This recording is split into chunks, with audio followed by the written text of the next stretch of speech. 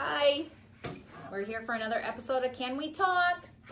At LearningRx Owatonna on another beautiful I know I thought of that here. I'm like, is it a beautiful day? Darn right, it's a beautiful day. It is. It's very, very nice out. Very gorgeous. Yes. So I'm Sonia. I'm Darcy.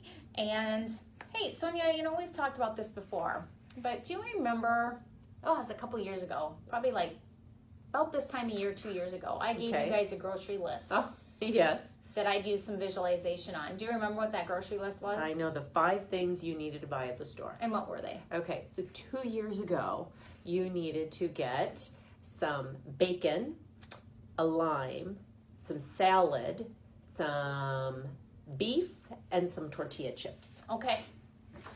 It was making an some list. Tex-Mex. I was making some Tex-Mex. Okay. So how come you still remember that list? Okay. Not because I tell it every day that I come here.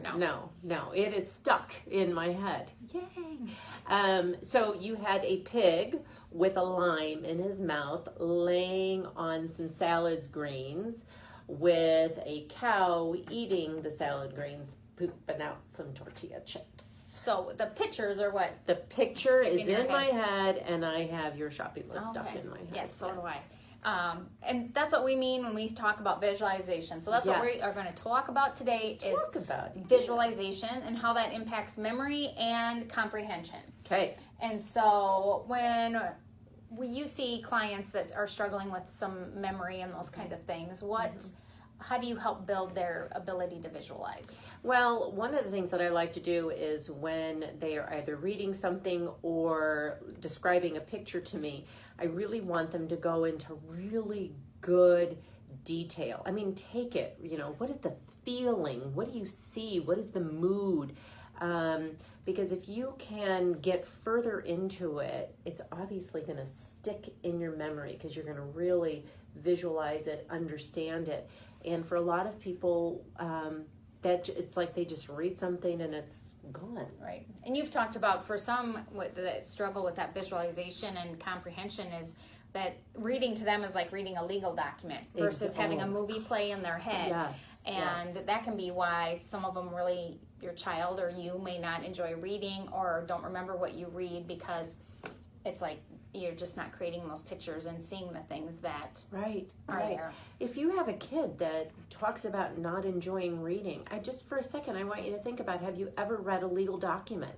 Is it fun to read? I'm sorry, lawyers. It's not. And if I asked you to read it for 5 hours a week, would you ever run home excited to read that legal document? No, never. That is what reading can feel like. So just telling your kid to read more is not going to change that. So it's helping them see what they're reading. Oh my God.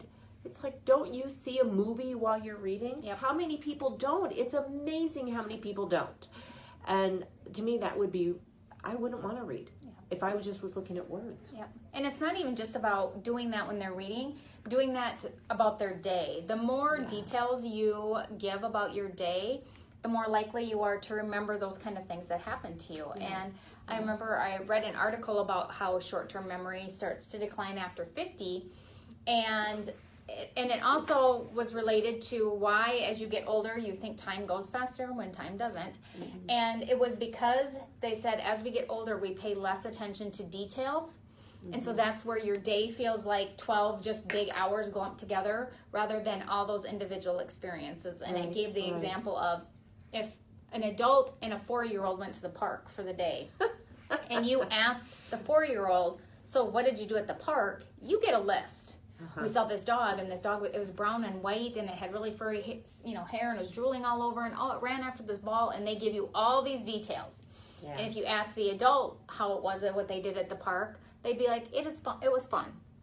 And so that has partly to do with... I'd be like, it was boring, or whatever. The sand was hot. But there's not going to be the level of detail that a child has. And so it contributes to why time seems to go faster as you get older, but also on that short-term memory is because you're not taking in all the details. And so really, when you ask them questions about their day, delve into the details. Get them to tell you some of the stuff, like who was there, what was the temperature in the room like, did they say anything funny, what did they see, what did somebody else say, and really pushing them for those details. If they played kickball outside, well, what color was the ball, and how many people played, and how many times did you kick, and those kinds of things is also another way to build their ability to start visualizing and remembering the details in their day. So it does not have to just be about reading, especially if you have a child that struggles, because they probably know that that's coming, that grilling about reading and reading. Right. And so you might lose their participation. But asking them about other things, getting them to visualize things in their room, move things around, and have them go and look and see, can you figure out what I moved, what I took away, what isn't here anymore. Go back to playing games in the car. Play the alphabet game. Get them looking at signs. I spy something. We're so hyper-focused on getting work done in the car, and we're not even participating. So the kids are just sort of sitting in the back seat. Get off the phone.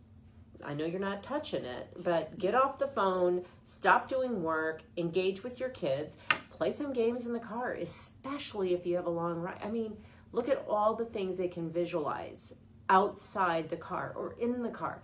Get them thinking about what I'm seeing and describing it. Yep, having them open a page and they don't even have to read. Just have them look at the picture, shut the page, and ask them to tell you all the things they can remember about the picture. What color was the hair, the grass, and again, then you can ask them, how did it feel? Did they look happy? Did they look sad? All that kind of stuff. So there's lots of ways that you can do it, and it's not just beneficial for children to do this. Challenge yourself. When your spouse comes home and says, how was your day? Don't just say good. You might want to say, do you really want to know? Because I'm going to give you some details. They may just be asking out of a courtesy. But, start adding more details into what you share and what happened in your day, and is a way to help build your memory skills as well and your ability to visualize. But that visualizing a list can come in very handy. Absolutely. I try to do it often when I'm going to the grocery store, the store when I only need less than 10 things. I don't try to overdo myself. And I think I even remember your most recent shopping list. Which one was that? Well, you had a cat going into a tree, and it had the food bowl at the bottom. So I know you needed cat food, and then it was pooping, so you needed cat litter. That might be the only pine. It was in a pine tree because I needed pine sol. Yes. Okay. It was a tree. And if you I notice, didn't remember that part. I have animals pooping stuff in my visual list. It's funny and it helps you remember it. Oh the my more God. ridiculous that you can make it sometimes, the more likely you are to remember. Yes, and when we're working on lists, whenever one of the clients giggles, I'm like, yay, you're going to remember that. I don't know what you have in your head, but you're going to remember it. You just giggled about it. Yeah, so absolutely. Challenge them to visualize, help build their comprehension, help build your comprehension, make a game of it. Don't necessarily have to frame it at all being about reading. You know what you're doing. And have some fun. Absolutely. All right. Fun. Absolutely. So we will see you next week for another episode of Can We Talk? Can We Talk? All right, we're out of here. Later.